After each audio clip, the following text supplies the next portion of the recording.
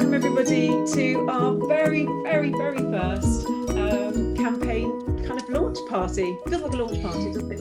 Yes, it's been a long time coming. Yeah, I've had enough coffee to make it feel like I've got a launch party going on in my guts. But yeah, so the APF are going to be launching their first campaign called Real Mums Are Role Models, and a competition too. And to kick it off, we've got three amazing panelists who are also judges for the competition, and we'll introduce them in a second. But if I just tell you a little bit about the Active Pregnancy Foundation and what we do, and to introduce both myself and Marlies. So we are a charity that supports women to stay or remain active throughout their pregnancy and beyond.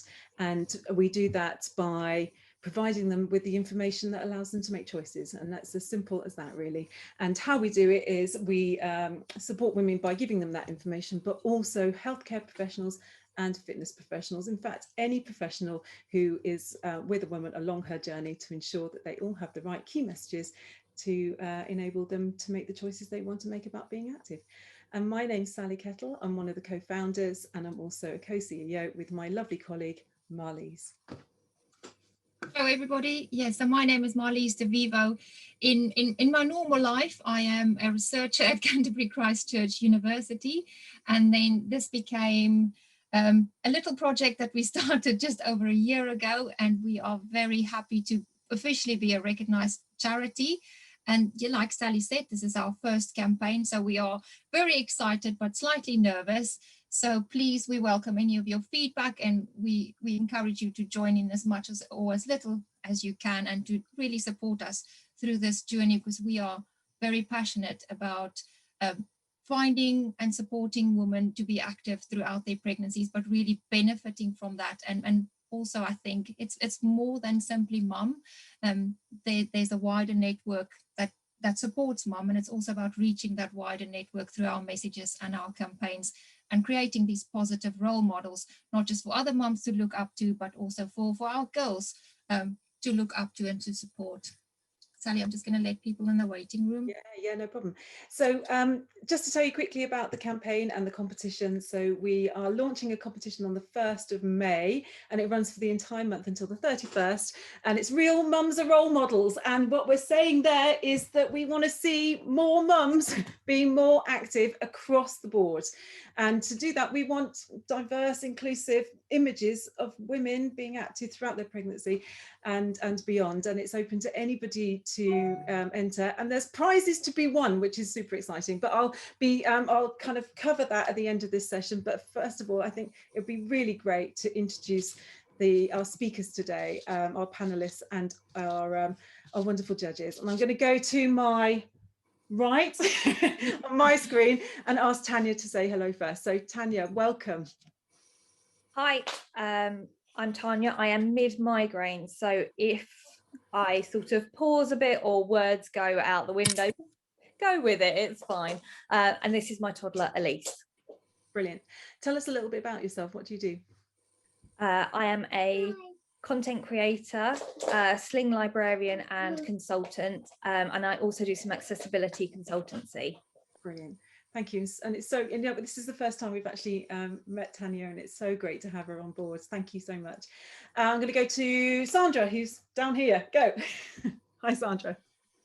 Hi, everyone. It's really great to be here. I'm Sandra Igwe, and I'm the founder of the Motherhood Group, a social enterprise to support the Black maternal experience. I'm also the co-chair of the National Inquiry led by Birthrights charity that ensures that pregnant women and mums and birthing people have their basic human rights met.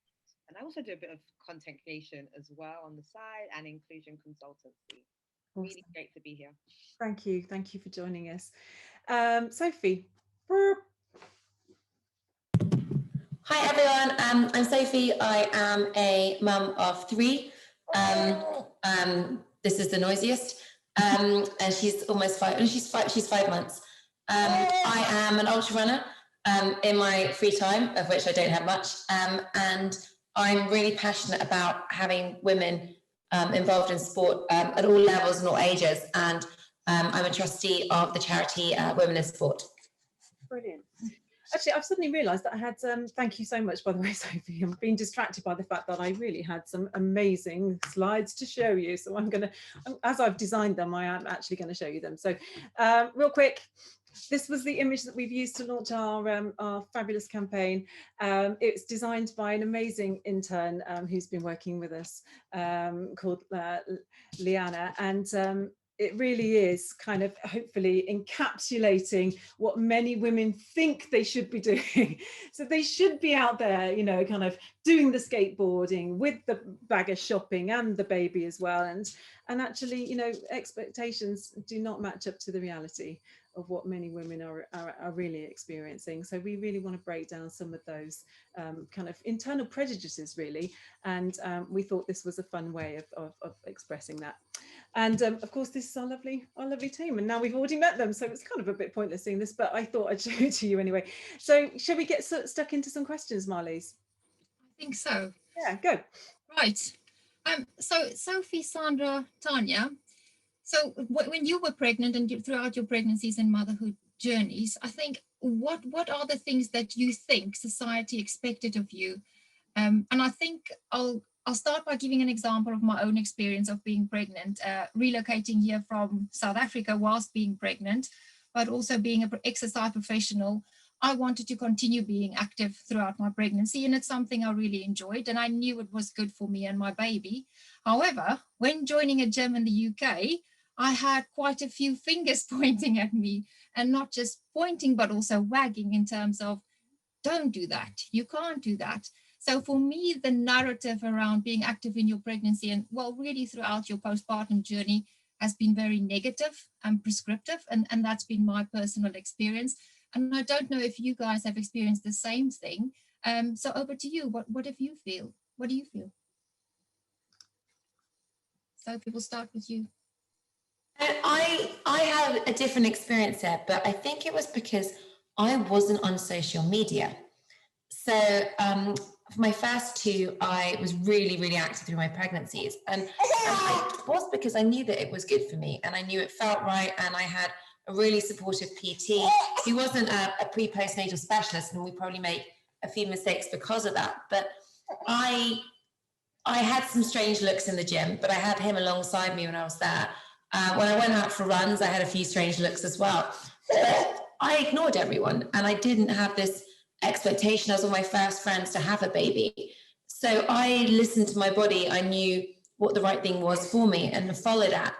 It's very different in my third pregnancy, kind of finding social media as a kind of, as of my image kind of going viral and seeing what the expectations are on women. There's so much information, and there are so many people, even in my third pregnancy, the midwife saying, you should be doing that. So I've had the more negative experience kind of afterwards, and after I've gone through those active pregnancies. And I'm kind of very grateful that I didn't have social media in my first two, because I think I would have been kind of more cautious and listened, because especially as a first-time mum, you're always really worried about what you're doing to your baby. So it's more the reverse of everyone else. I didn't get any advice, so I just did what I thought was the right thing to do. Awesome. Sandra, how about your experience?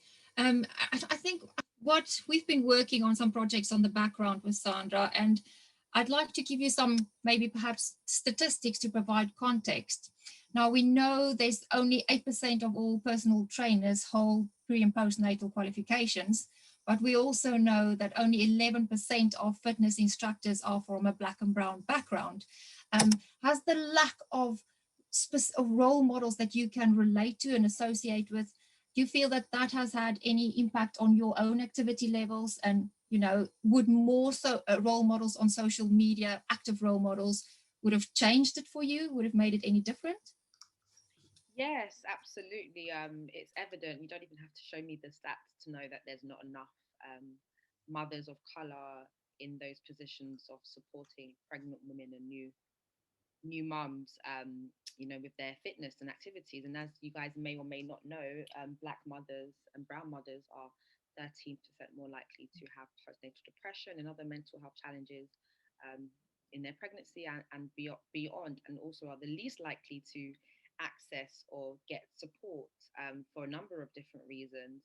And support for everybody looks very different. But what I would say is that support for a Black mother like myself is very different. And I often feel like if people or services or charities kind of took that into consideration and made sure that, you know, support was tailored to every person, every mother's need, then there'll be more mothers reaching out for support. So if I, for example, had you know, a community of women who looked like me, you know, had brown skin, you know, had maybe a Nigerian or African background, that could understand the cultural nuances that made motherhood very different for me, I will be more likely to, or more inclined to, want to reach in and tap into that support service. But I didn't see any, I couldn't find any, and I searched and searched and I couldn't find any, which was very frustrating. And what it made me do was, one, go further into isolation, not want to stay active, not want to move around, but also it gave me, I guess, the drive and frustration to start my own. That's why I started the motherhood group, basically for myself, because I needed that support. So definitely, if there were more, you know, more diverse role models for keeping mums active and fit and supporting them in their pregnancy and beyond, and more mothers that represented, you know, who we are and in our individuality, then we're more likely to step into that support. Thank you. Tania, how about your experience? I mean, I think I'd be interested to know, did you receive any advice about being active in your pregnancy or postnatal period? Actually, the opposite. I was very unwell during pregnancy. One of my pre-existing medical conditions. I can't find the storybook yet. Okay, darling. Keep looking. One of my pre-existing conditions flared up massively to the point where I couldn't stand up safely. I couldn't eat very much because when I ate, it raised my heart rate, which made me very dizzy. So I ended up on nutritional drinks, and I was constantly asking for support with it, and didn't get it. So this is one of the reasons that I'm really excited to be involved in this project with you, because disabled mums need that support as well, and they need that medical support as well as kind of the social support. I'll unmute at that point. It's really interesting, actually, Tania, when we were kind of looking into this and the sort of like the reasons, I suppose, as to why we kind of brought this campaign together. And we were pretty shocked, both Marlies and I, that there were, I could say, probably no images at all of women with disability in their pregnancy or with new babies being active. And I mean, we're talking across the board of disability. We're not just talking about women who need to use a wheelchair, or women who have, you know, lost a limb, or women who have difficulties with hearing or sight. You know, you are invisible across the board, and that, I find that really, really shocking. And you know, I think it's endemic of really an issue that we're all facing, and that is we are being cotton-wooled by society into saying, you know, during your pregnancy, everything's about the baby, you know, and that you all your decisions making should be around what's best for the baby rather than what's best for both of you. Yeah, anyway, that's my diatribe over. But you know, if this campaign can achieve anything, is to highlight some of these issues and to give a voice really to the huge populace of women from many different backgrounds who are just not being seen right now. Over to you, Marlies. Yeah, so that brings us towards the sort of next question, in that, how do we manage these expectations? And is it our own expectations that we are managing, or is it other expectations, other people's expectations of what they think we should and shouldn't be doing? And I think for me to start off with, the thing that has helped me is to arm myself with knowledge and information, so that I could have these discussions with people, so that I knew what the evidence was saying, and it wasn't simply an opinion. So how about you guys? How do you manage, I suppose, both your own but also society's expectations of what it is and what it takes to be an active mum in a modern society. And then go kind of, I guess the thing when you're especially a first time mum and going after is it's all about not hurting the baby. You don't want to do anything that's a risk to the baby. And for me now, especially going through my last pregnancy, which is much more kind of public, arming myself again with the recommendations for an average woman. And I guess my sporting is not average, so kind of extrapolating that for me, but it's crazy that it wasn't until 2017 there wasn't any guidance for pregnant women as to saying these are the reasons why exercise in pregnancy is good for you, and arming myself with that, not only that it's good for you as a mum, but it's good for the baby as well. I think for mums, kind of, it's really difficult to put yourself first, but it's very easy to put your baby first. So for me during that pregnancy, knowing that me being active during my pregnancy and setting myself up to be a strong mum, an active mum afterwards is the best thing for my children, allows you to kind of ignore a lot of that kind of well-meaning advice to kind of have a bit of cake and sit on the sofa. And I think even for midwives, because when my midwife was trained, exercise wasn't part of it. She was trained before 2017. And I had lots of things saying, well, in week 20, I had a twinge. I felt really heavy down there. And she's like, well, you shouldn't lift anything anymore and don't spend time on your feet. Well, that's not really I was still running 30 miles a week at that point. And I knew that with my confidence and I think surrounding myself by real specialists and seeking out the best advice, that I was doing the right thing. And motherhood is kind of tough. I mean, this thing's really heavy now. And I've got to throw her around and breastfeed her. So knowing that being strong through pregnancy meant I would be a stronger mother, I'd be a more active mother, and she'll be a happier and healthier baby. Yeah. And but I think, you and I probably share a similar experience in that, we kind of knew that we could do it and were happy to do it because we were already armed with the information we needed about being, active. I come from an athletic background, I'm an ocean rower by trade, and then I qualified as a personal trainer. And that's not the experience of so many women. I'd like to think that, the likes of us can kind of help to bring the likes of them up with us, right? Yeah, Sandra, what's your thoughts?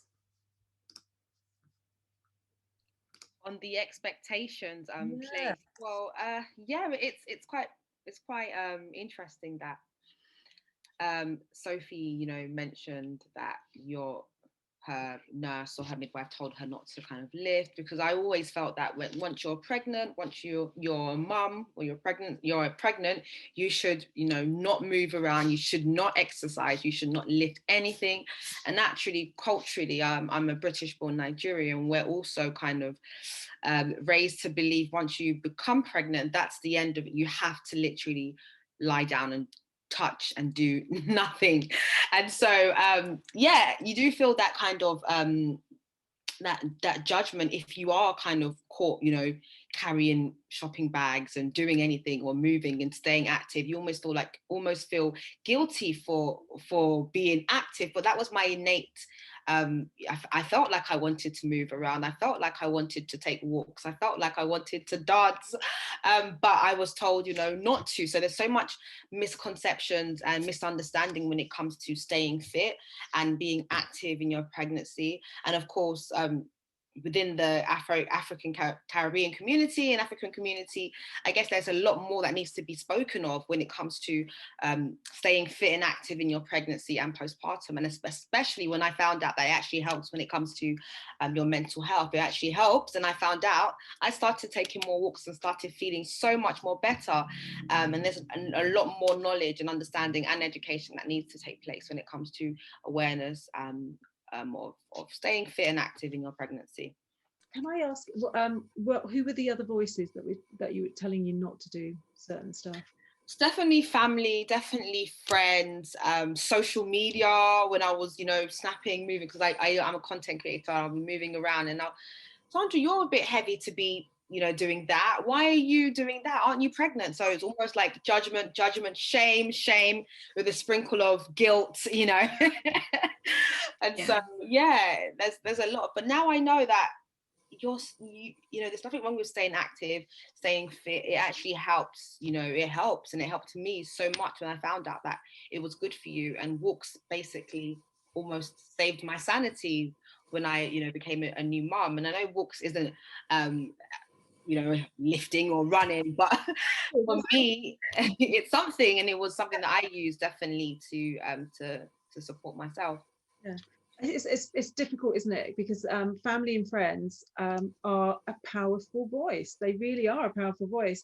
And if your partner's saying, I'm not sure if you should be doing that, or, you know, shouldn't you be resting up? Or if your parents or even your, you know, kind of friends are turning around and telling you, I don't know if you know, you're wrong to be running, then you're probably more likely to listen to them, to be honest.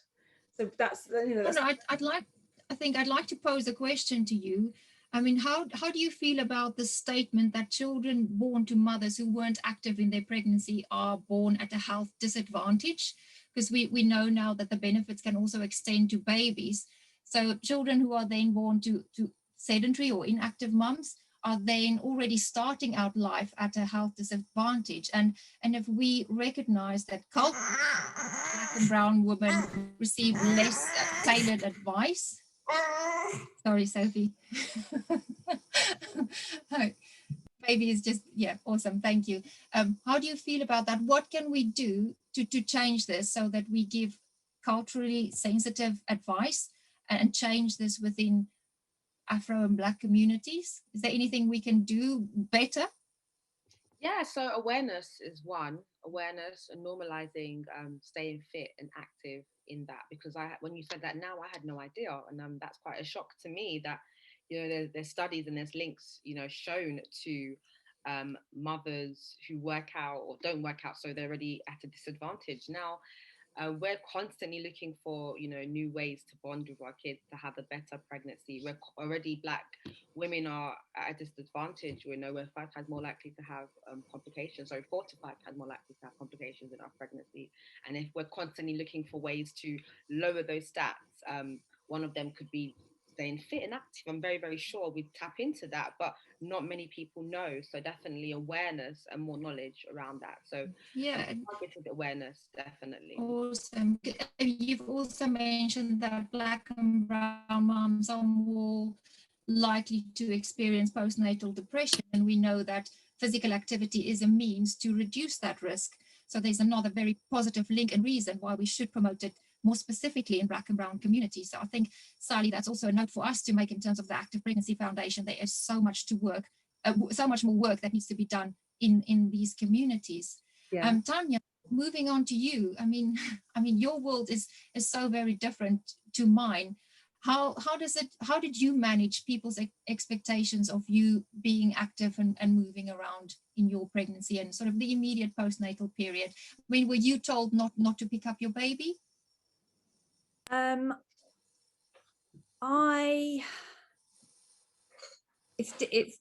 was housebound during my pregnancy. I could only get out of the house with someone's help, so pushing my wheelchair.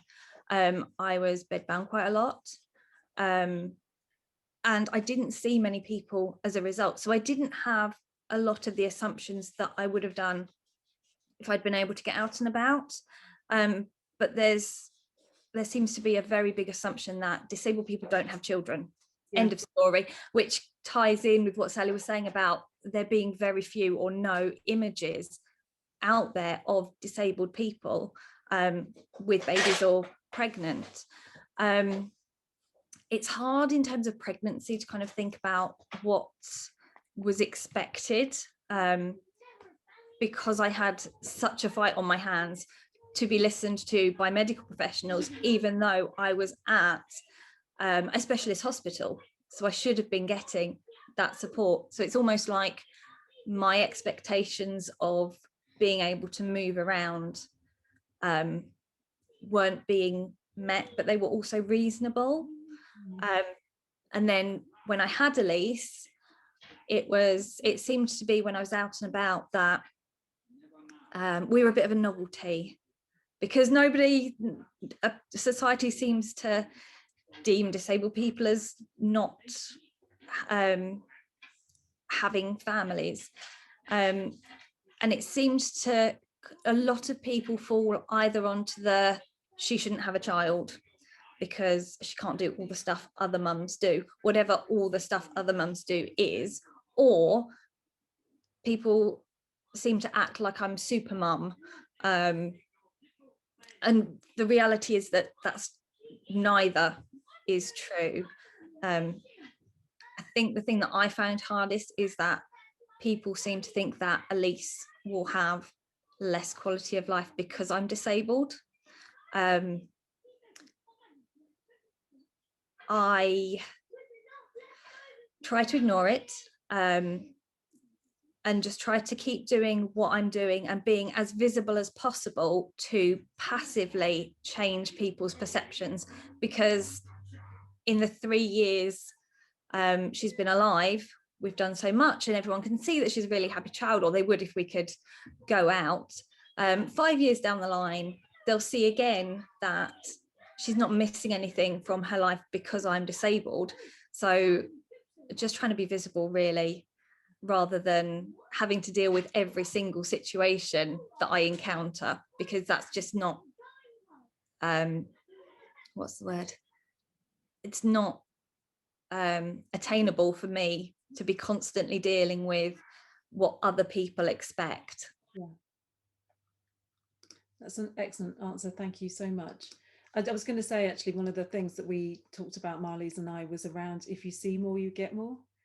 So let's see more so we can get more. And that's it, really. It doesn't even have to be a statement, or, you know, it's just, there's just images. And when you see somebody who looks like you, you're more likely to think that you're able to do what they're doing. And that's it's as simple as that, really. Final question, Marlies? Yeah. So that brings us very nicely to the next session. So we've kind of built up a story over time of where you started and how it went and what was good and what wasn't so good. So what we want to know is, knowing what you know now, what advice would you give other moms like you? So Sophie, if we start with you, I think you've dropped us with some very good pointers as you've answered your questions throughout. And I know something that we've said before we started our conversation is be nice to yourself. And that's something that I think resonates with a lot of mums. From my point of view, I would say back yourself, trust yourself. And we hear this quite often in pregnancy, is the thing of listen to your body and adapt. And I don't think, you know, for some people that is not real. They, you know, pregnancy is alien. What is going on with my body? I don't know. Everything is strange. But I really like the idea of being nice to yourself. And, you know, if something feels good and it makes you feel good, you know, keep going. And that's a really strong and positive message. So for me, it's about changing that narrative to positive vibes and what it is that pregnant women and new moms can do and can achieve in their pregnancies. Sophie? Yeah, I think I definitely agree with that. And I think I just kind of come back to something you said on saying that some people saying kids are at a disadvantage from kind of not having an active mum. And I think there's so much guilt in pregnancy, and there are so many good things we can do for our babies, that we shouldn't guilt mum that aren't active, but we should be giving them all the support they can be to be active. And sometimes that's not possible. And the same thing with breastfeeding. I love breastfeeding. I'm very lucky I can, but when you can't, we shouldn't kind of shame mothers that can't do it. That's the worst thing that can happen to a mum. We're all doing our best in our very own way. Being active, I think, is very much kind of changing what it means to be active. So for me, I'm an ultra runner. I run a lot. I strength train. I box. Being active doesn't have to be doing those things. I'm actually I'm writing an article about running in pregnancy for Running Magazine at the moment, and I'm looking at all the different things you can do to still be active that aren't going out for that kind of 1 to 5 run. And just walking. If you're walking while you're pregnant, it's like you've got a big soul. She's very noisy. I might just feed her, because then the only time she's quiet at the moment is when I actually feed her. Just some food. Kind of going, like, if you're walking like pregnant up a hill, if you actually attach a heart rate monitor to you, that's like going for a run. So kind of thinking about all the little things you can fit into your day. You kind of not thinking about kind of that, I can't do a 1 hour session, but I could do a few different chunks of that. Strength training, no, I can't get to a gym. I don't have the energy to go into town or want to do that, but I can do kind of some little bits through the day. So really kind of thinking about what makes you feel good. If you identified as an athlete in any way before, kind of thinking about things you can do to maintain that identity and do similar things, but just in a very different way. But overall, do what feels good, listen to your body. Your body knows far better than any kind of any exercise training plan or anything. And your pregnancies will be different. I think that's the other thing I found. I had 3 very, very different pregnancies, active pregnancies, very different recoveries. So it really is week to week, day to day almost. What feels good, go do that. And engage your support network. So sometimes it's really difficult to kind of motivate yourself to go out for that walk, to do that little yoga session. Telling everyone around you that this is what you want to do.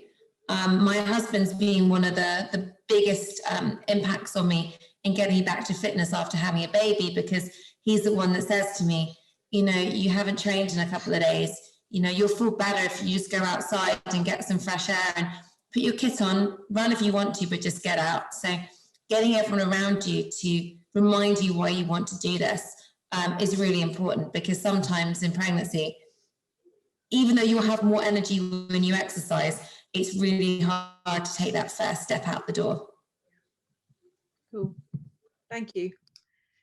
Sandra.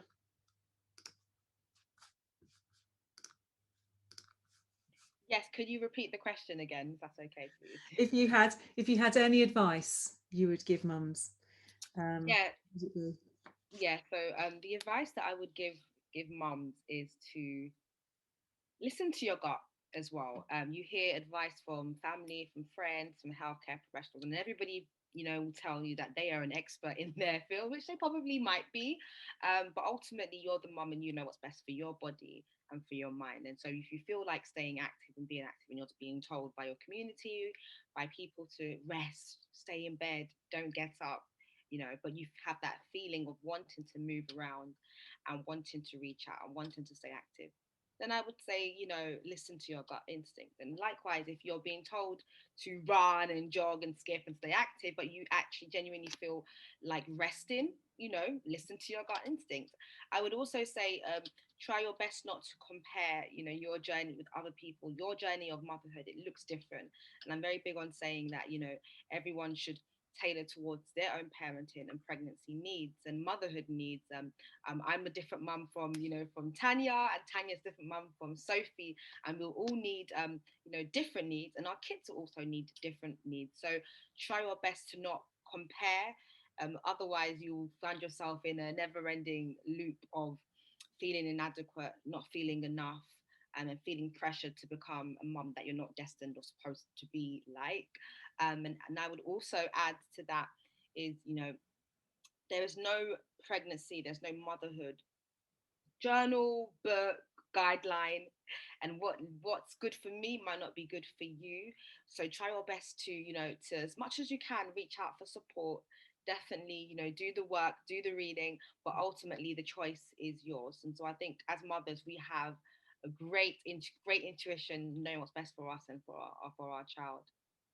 Brilliant, thank you. We've actually had a comment in the comments from Sarah. Says, yes, it's all this. I really feel that finding your cheerleaders and tribes is so important. Brilliant, thank you. Tania, what are your thoughts? Sandra and Sophie have summed it up brilliantly. I think just in terms of disabled and chronically ill parents, I think I'd say, again, listen to your body, but also adapt and adjust. So for me, I could either walk to the fridge and then have to sit down and not actually be able to eat, or I could use my wheelchair to get to the fridge and be able to eat. So for me, it was about prioritizing, what do I need the most? I need to eat. So did that. And even just wheeling myself from the sofa to the fridge, I had to be okay with that as being the activity that my body could manage given the circumstances. So I think, again, not comparing yourself, accepting where your body is and listening to it is really, really key.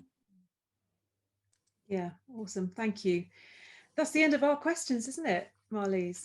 Indeed, yes. And I think our panelists have done really well to encapsulate what Real Mums Are Role Models are all about.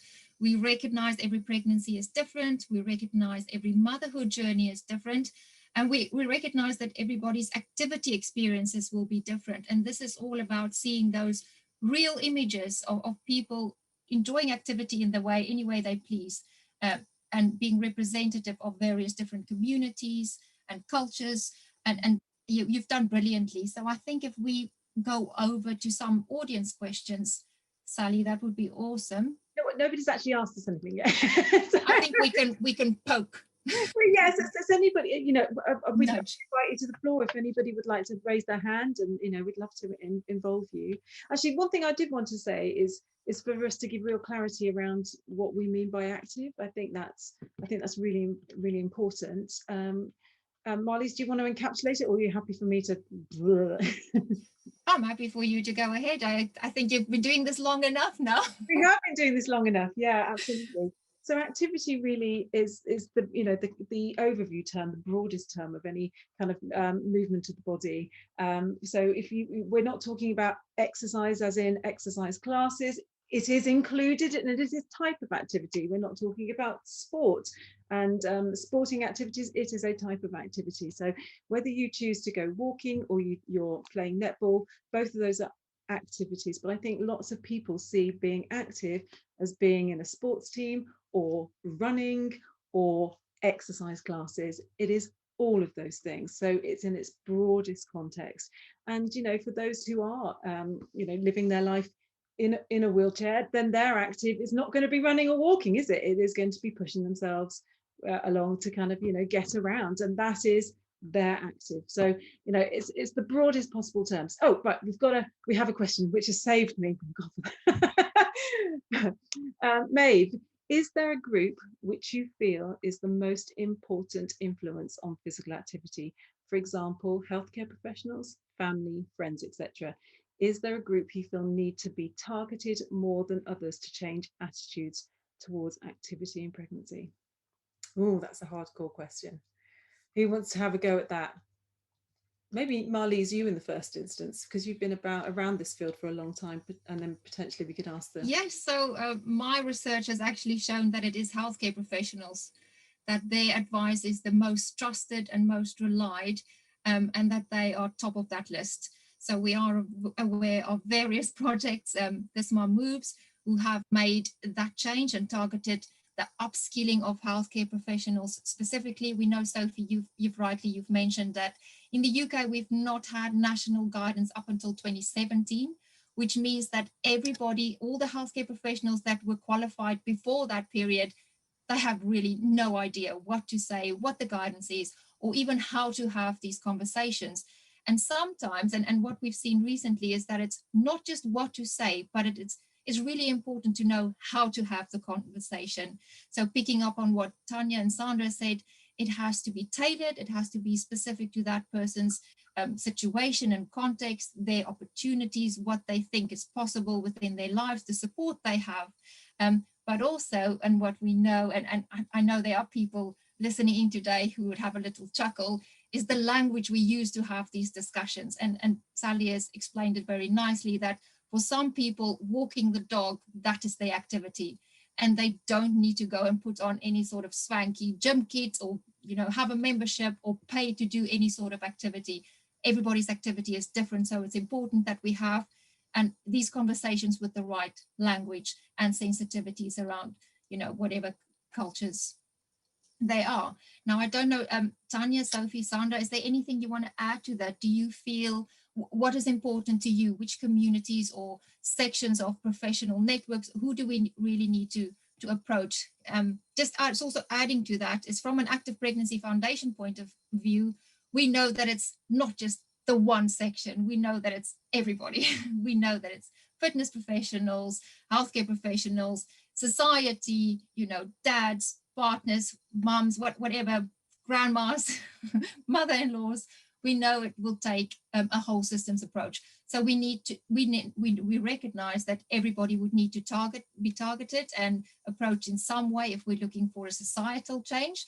But healthcare professionals has certainly been shown to be on top of that list. Oh, we've got a comment actually from Lou. My PhD student has synthesized 50 studies on who influences women during pregnancy with regard to physical activity, and healthcare professionals are definitely top of the list. But people close to the pregnant woman are also very influential. And Sandra's point about cultural and social norms is really important. Yeah, absolutely. Did any of the panelists want to have make a comment on this? Yeah, just to reiterate, you know, what Marlise said, that definitely I think healthcare professionals are definitely really crucial in you know, implementing the importance of staying fit.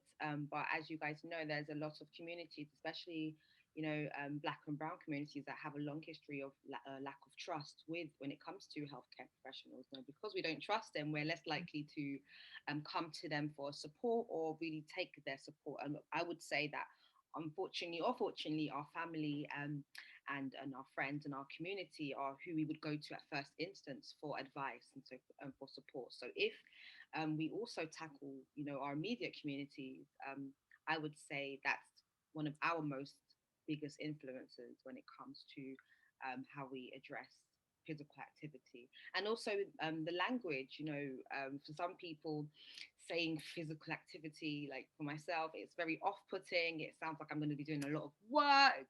I'm not really an athletic person, unlike you guys who seem to be, you know, really, I get out of breath, you know. So, but for me, dancing and walking sounds way more appealing. So maybe altering the language so that it appeals to everybody and doesn't seem like a quote unquote burden. So yeah. Yeah, we hear you. We're on it. We're on it. Just from my experience, you know, after I had my baby, one of my good friends said, "Oh, you know, if you want me to look after the baby at any point, I'll happily take it." And I said, "Oh my God, yeah, I'd love it. I would absolutely love it if you'd have her just for an hour." So I just go back to the gym, and she went, "Oh, you want to go to the gym? Oh, I thought you want to go to the cinema with your husband." And I was like, "Well, not really," because for me, you know, my gym is my space. I enjoy it, and it wasn't a statement of wanting to be back to my, you know, prenatal body. It was just an opportunity to feel in control again. And you know, for me, pregnancy was a moment in time where I felt completely out of control. So, you know, I didn't go back to the gym. And in fact, I could probably safely say that it took me nearly 3 years to get back into a routine again. And that is average. So we know that it takes up to 3 years for most women to regain the activity that they were doing before they were pregnant. And if you've had 2, 3 children, that could be easily 10 years. 10 years. So, you know, that has to change, because if we're not empowering and inspiring women to kind of regain control of their bodies by feeling fitter, feeling more active, then they're going into later life with their own health disadvantages, not just their kids, but their own as well. I'm browbeating here. browbeating, and brow burning. Sorry. So Sophie, did you have anything to say? Tania, did you want to comment? Because we're drawing this slowly to a close, but we'd love to hear your views on this before we finish up. No, I think I think normally we don't listen to healthcare professionals. I think we don't often kind of see them often, and they're not top of mind in terms of kind of magazines and the internet and people around us. I think the issue in pregnancy is suddenly it's about someone else, a baby, and we're responsible. And we elevate what these people say to a huge level. And if I'd had that comment from my midwife when I was 20 weeks in my first pregnancy, or I didn't have an incredible network of specialists around me. I mean, Emma Brockwell kind of is an incredible physio, and she's been my physio through my third pregnancy, and I've done everything completely differently. I'd have given up exercise at 20 weeks pregnant, whereas it was so important to my mental health to continue it through. And I think that's the importance of healthcare professionals, is you can have everything around you, but if they say one thing to you that's like, well, maybe this isn't good for your baby, then that can cancel out everything that everyone else is trying to do. So for me, normally in life, it's not healthcare professionals. I'm pretty sure I know more about being physically active than my doctor does, and how that works for me best, because it's my body. But in pregnancy, it's different. And so focusing on them and prioritizing them, and making sure that they don't go to the negative, and they don't go to the, it's always safer to not do something, rather than let's weigh up the positives of being active. That's hugely important. Thank you. Tania, you're chomping at the bit. I think just in terms of sort of the chronic illness community, I think for healthcare professionals, it needs to extend beyond midwives and sort of the antenatal care.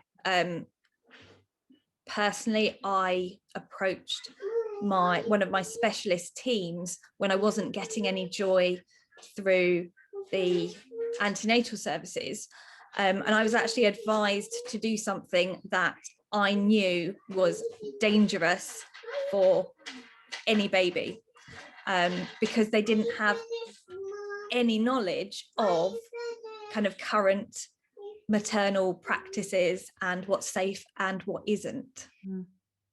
Thank you.